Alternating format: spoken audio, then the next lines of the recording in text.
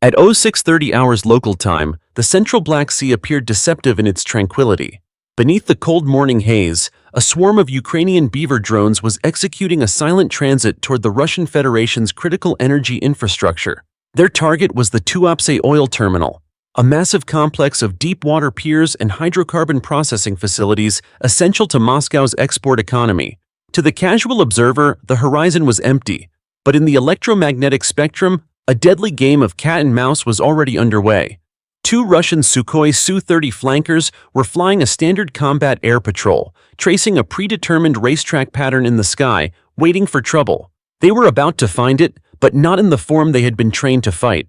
The engagement logic shifted instantly when the flight lead's radar painted an anomaly. At 120 miles out, the timeline for interception was brutal. The pilots had perhaps 12 minutes before the slow-moving contacts vanished into the surface clutter where radar becomes effectively blind. Consequently, the two heavy fighters banked sharply, diving toward 20,000 feet. The pilots pushed their throttles forward, holding back the afterburners to conserve fuel for the maneuvering fight ahead. At 90 miles, the lead pilot switched his BARS phased array radar from standby to active, flooding the airspace with high-energy waves. It was the electronic equivalent of igniting a searchlight in a dark room. However, the laws of physics were conspiring against the Russian aviators. The Su-30's radar relies on the Doppler shift, the change in frequency caused by an object's movement, to isolate targets from the background. A supersonic fighter creates a massive Doppler scream that lights up a scope. Conversely, these Ukrainian drones were cruising at a mere 150 knots. To the radar's processing filters, they generated a frequency shift almost identical to the rolling ocean waves below. The system, designed to filter out sea clutter, was inadvertently scrubbing the enemy drones from the screen. The tactical geometry was equally flawed. The Russian cap box was designed to intercept high-altitude American bombers, not composite drones skimming the wavetops. At 0634, the technological stalemate broke. A flicker appeared on the lead pilot's infrared search and track system. It was not a radar return, but a heat signature. A dozen tiny warm spots stood out against the freezing backdrop of the sea, like cigarette embers glowing in the dark. With the range closing to 38 miles, the flight lead pushed his stick forward, initiating a steep dive. His radar altimeter unwound frantically. 25,000, 20,000, 15,000 feet. The drones were beginning their own descent, racing toward the safety of the waves. Pulling out of the dive at 12,000 feet, the Russian pilot lined up his gun pipper on the lead cluster. The heads-up display bounced across 3 separate targets. He squeezed the trigger, unleashing a 2-second burst of 30mm cannon fire.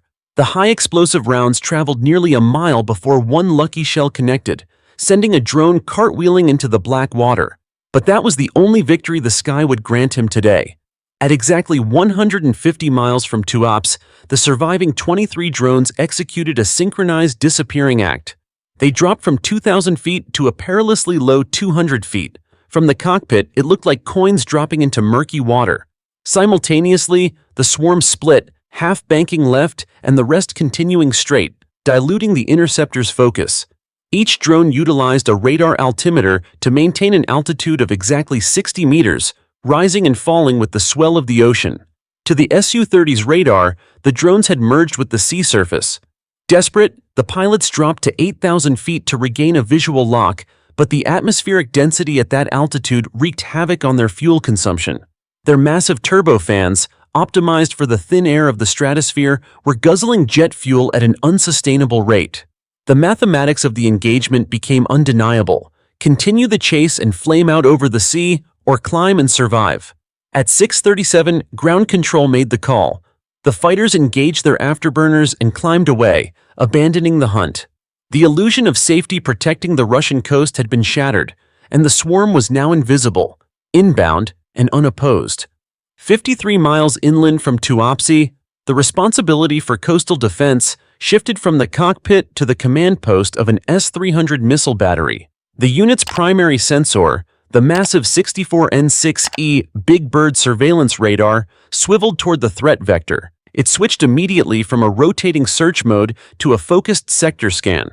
Essentially, the operators turned a spinning lighthouse into a high-intensity spotlight, pumping 350 kilowatts of electromagnetic energy, enough to power a small subdivision, into a narrow corridor of airspace.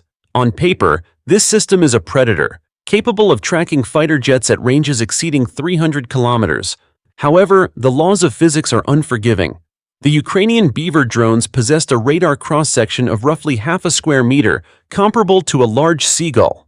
Against such a minuscule signature, the big bird's detection range collapsed to barely 80 kilometers. But detection was only half the problem. Geometry was the other. Because the Earth is curved, a radar antenna positioned 25 meters off the ground has a visual horizon of only 22 kilometers against a target skimming at 60 meters.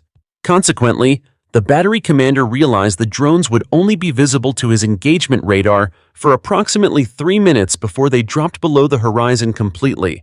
He now faced the brutal calculus of modern asymmetric warfare.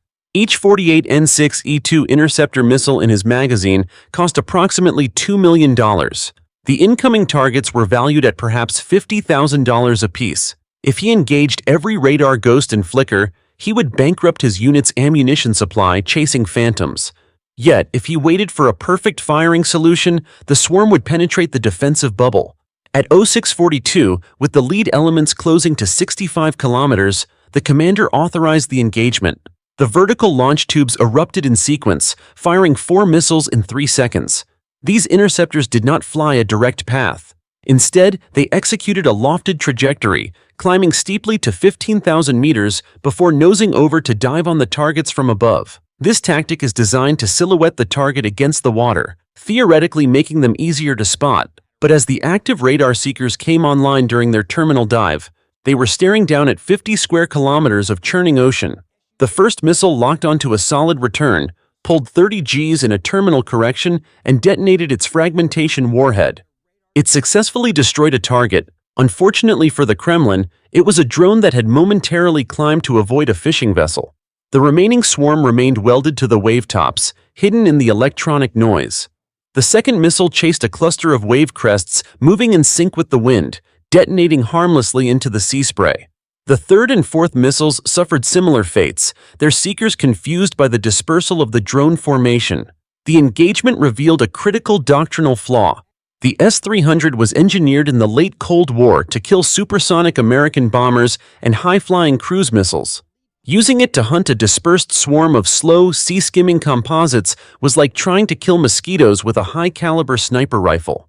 It was technically possible, but practically futile. 4 missiles fired, $6 million expended, and only 1 drone destroyed. The swarm had survived the kinetic phase of the defense and was now crossing the coastline.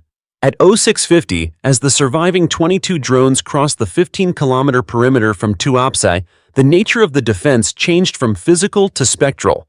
The Russian Pol-21 electronic warfare system was activated. This was not a single massive jammer, but a distributed network of low-power transmitters scattered across the industrial district. Each unit broadcast 20 watts of noise precisely tuned to the frequencies of GPS and GLONASS satellites. The effect on the drone navigation computers was immediate and chaotic. Position solutions that were rock-steady a moment ago began to jump wildly, showing the aircraft teleporting 500 meters inland, then out to sea, then inside a mountain. The Pol-21 didn't just block the signal, it corrupted the timing data, feeding the drone's autopilots a diet of mathematical lies. Recognizing the data corruption within 2 seconds, the drone's logic boards switched to inertial navigation. They were now flying dead reckoning, using onboard accelerometers to estimate their position. However, these were commercial-grade sensors, prone to drift. Over the final 12 kilometers, the navigation error would accumulate, causing the drones to miss their targets by the length of a football field. The Ukrainian mission planners, however, had anticipated this exact scenario. Intelligence flights had mapped the Russian EW grid months in advance.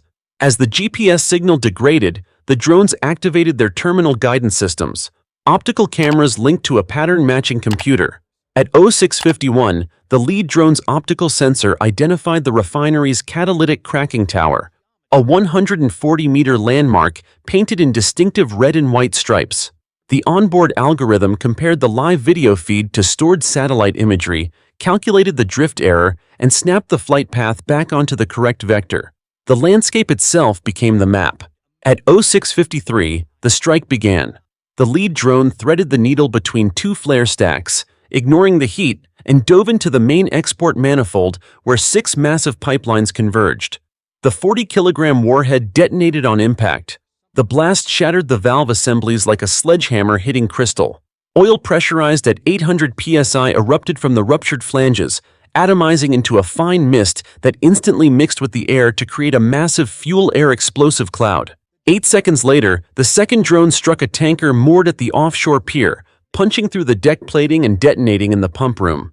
The explosion sheared the cargo lines, and the ship's emergency shutdown systems were powerless to stop the physics of the breach.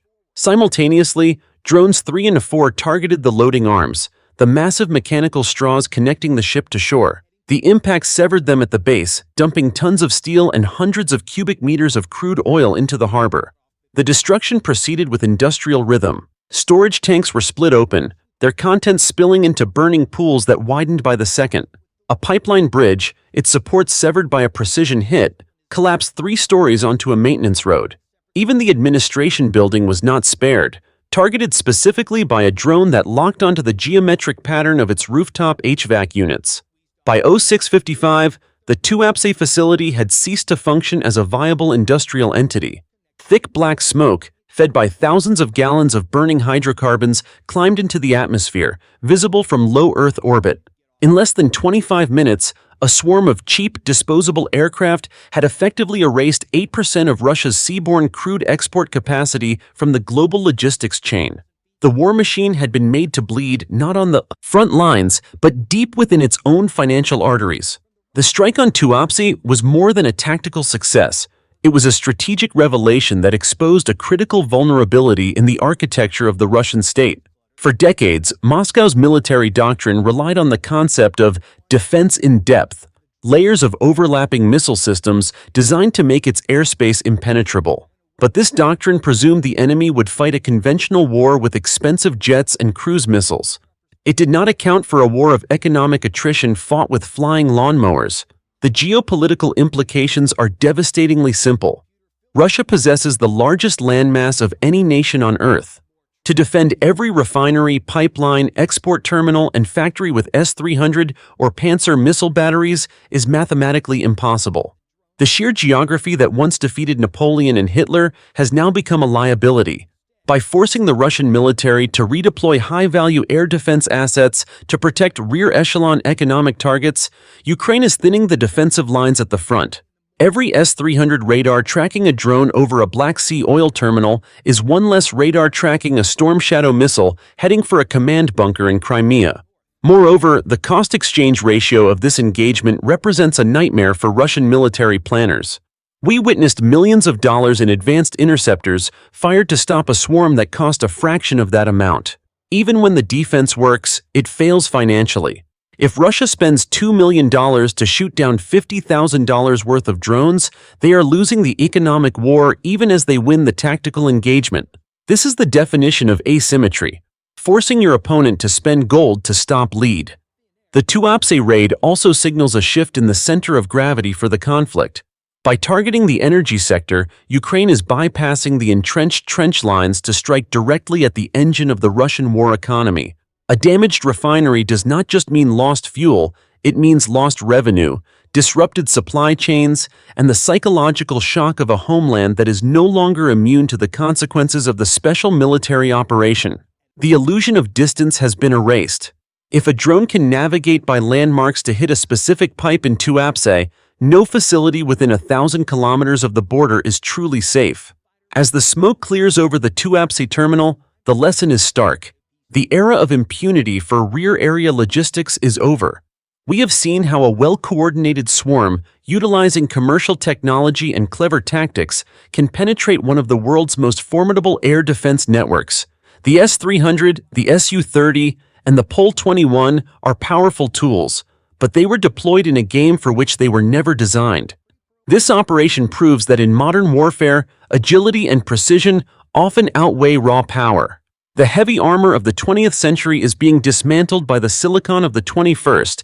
As Russia scrambles to adapt its defenses, the question remains, where will the swarm appear next, And if you enjoyed this video, remember to subscribe to the channel to follow more information in the next part tomorrow. Thank you and see you in the next video.